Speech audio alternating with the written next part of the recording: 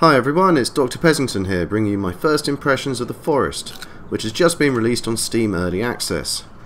The Forest is a first-person survival horror game which has you crash landing on a hostile island and, after seeing your son taken by one of the island's inhabitants, you're left alone in the wilderness to scavenge for supplies and find shelter.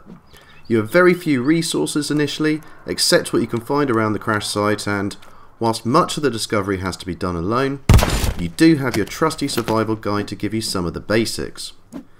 Now, having played a couple of lives before recording, I'm just going to quickly try and grab as many supplies as possible from around the crash site, and then go and find somewhere to set up camp before too many islanders get curious and decide to check out what's happening. I do like the way they've set out the inventory in this. I think it's a very good way of maintaining the levels of immersion that the developers have gone for. Also, I would like to say that the forest itself does look stunning, especially for such a small studio and a game still in alpha.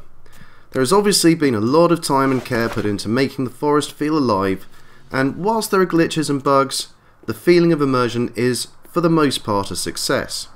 I often found myself spinning around at the slightest sound, heartbeat racing and axe ready, only to see a rabbit innocently hop out of the bushes. Right. After having collected what I could from the crash site, I decided to go off and set up camp.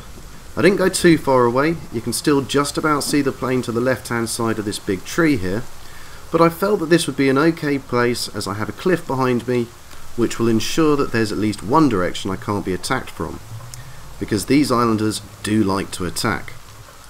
The crafting system in the forest is nice and simple. Just open up your survival guide, select the item you want to build, and then place it. What could be easier? All that remains then is to fetch the necessary items to complete the build, and voila, you have a shelter. Well, perhaps not quite voila, that's it, because you do have to go and chop down the trees, carry the logs back to the camp, and then repeat, and then repeat. It can actually take quite a while to build anything even remotely substantial in the forest. Because it's quite time consuming, I'm not going to show you the whole process of me building this camp, because you don't want to sit there watching me chop down trees for half an hour. Okay then, perhaps just one tree.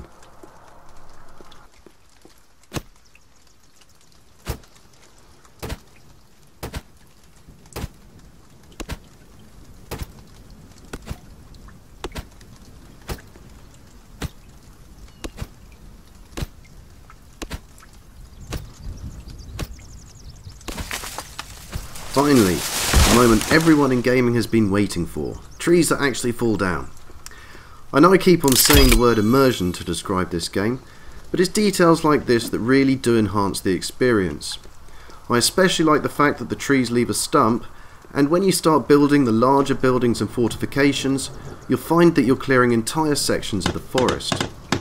I don't know what, if any, effect this will have later on in the game, but with the route the developers seem to be going, it does seem that it will piss off the islanders at the very least.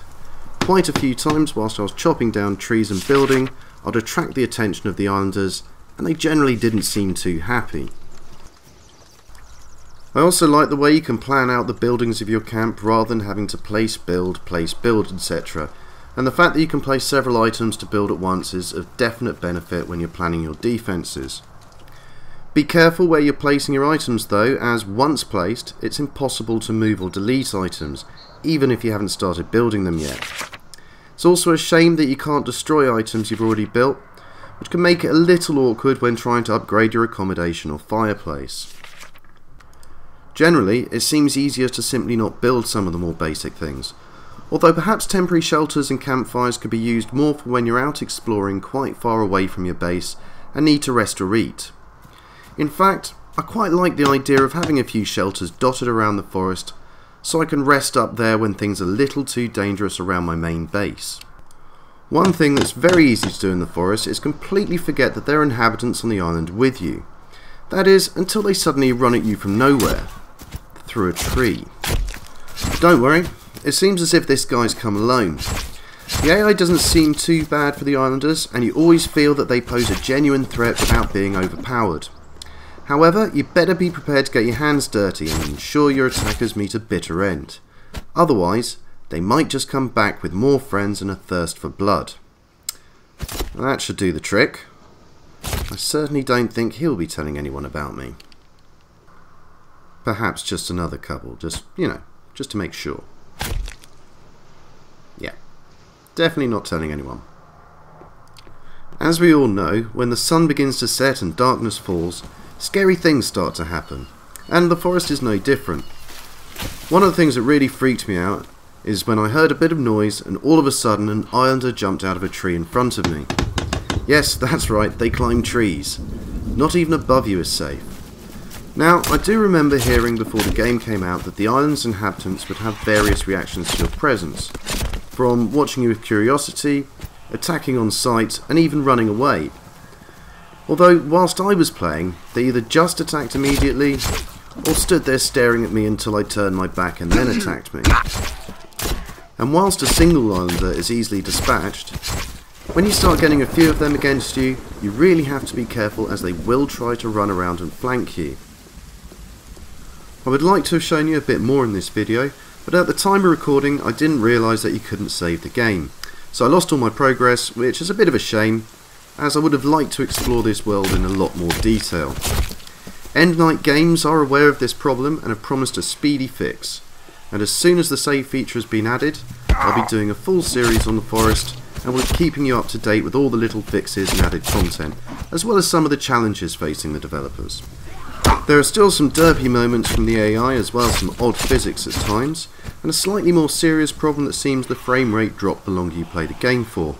I had one game where I had a solid 60 frames per second at the beginning of the game, only to see it drop to between 10 and 15 frames per second after a couple of hours.